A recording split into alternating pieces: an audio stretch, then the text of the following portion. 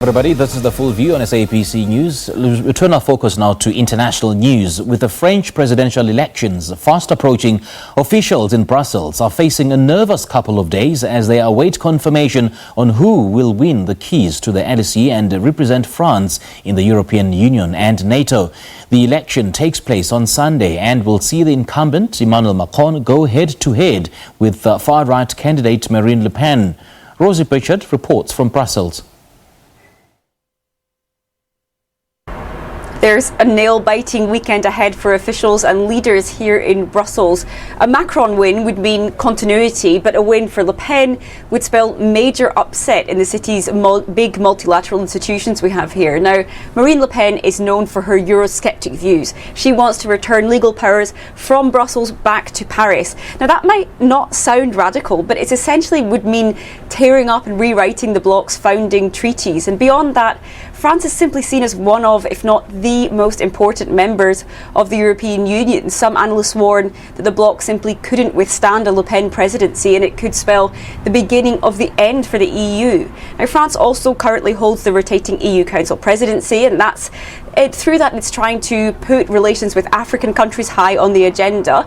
And were Le Pen to take over, we'd likely see a major rethink of those foreign policy priorities. Some of Le Pen's policies would also likely breach EU law. For example, it's hard to see how her plan to ban Muslim women from wearing headscarves would sit along EU anti-discrimination laws. But the war in Ukraine is, of course, top of many people's minds here, and France is also a key member of NATO, that 30-country defensive alliance. Now, Le Pen wants to withdraw France's troops from NATO command, something that would essentially tear up that carefully maintained unity among NATO allies. With this conflict in Ukraine showing no sign of easing, instability is something that officials here are hoping to avoid. Rosie Birchard, SABC News, Brussels. Well, to get more on the state of readiness for the elections in France, we're now joined by Ross Cullen in Paris. Ross, a very good evening to you. Thank you so much for joining us. Welcome to The Full View.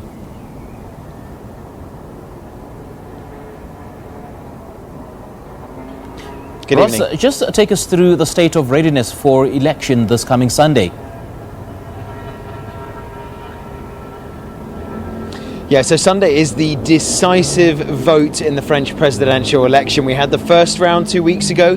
That whittled down all the candidates from 12 to 2, from 12 to Emmanuel Macron and Marine Le Pen. They then have 2 weeks of campaigning that lead us to this Sunday, a decisive head-to-head second round vote, just a straight shootout for the French presidency. The polls are all leading at the moment for Emmanuel Macron. Around 10 or 12 percentage points is his lead. Around 55% of the second round vote is what he's expected to get if the polls are correct. Marine Le Pen gathering around 45% of votes. Today, Friday, is the final day for campaigning. There's only a few hours left for both candidates to try to convince the last remaining undecided voters to vote for them on Sunday, midnight tonight, Friday into Saturday. All campaigning stops. Saturday is a quiet day for the French public to reflect on their choice, and then on Sunday at 8 a.m. local, which is the same 8 a.m. South Africa time, 8 a.m. Here in Paris as well, is when the voting begins for Emmanuel Macron or Marine Le Pen. What are the two front runners offering? You just said that incumbent President Emmanuel Macron is leading the polls, but what is it that they are offering, and what's the sense you're getting on the ground with regards to the kind of resonance that the citizens of France are striking with both candidates? These are the kind of issues that they're looking at. These are the kind of issues that are really at the start of voters' minds when they're considering who to vote for.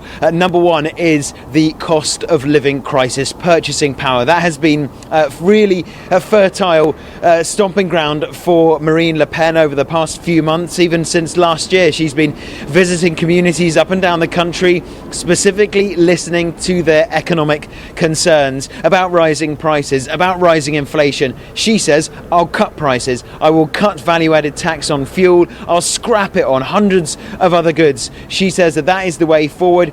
She knows that she has a good policy agenda when it comes to purchasing power versus Emmanuel Macron, who she says has been distant, remained in Paris, not listening to voters' concerns, unconcerned himself, not particularly interested in the French public. Of course, that is something that Emmanuel Macron says he is interested in doing. He says he knows that there needs to be an energy cap, is his policy, a cap on energy prices to try to help households. That has been the top issue. Also, the war in Ukraine has been playing on voters' minds as well. That's comfortable for Emmanuel Macron. He has the experience of being a wartime diplomat over the past couple of months, speaking to President Putin, President Zelensky and President Biden. So he can call on all of that experience in trying to broker peace talks, in holding dialogue with fellow European Union leaders in terms of sanctions and pressure to try to isolate the Kremlin.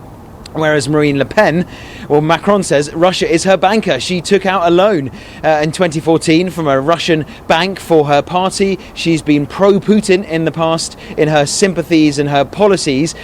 So there has really been a lot of discord when it comes to both sides trying to outmaneuver each other on the war in Ukraine. Some of the other issues that voters are considering: employment, healthcare, and of course the overall response to the coronavirus pandemic and the green climate emergency.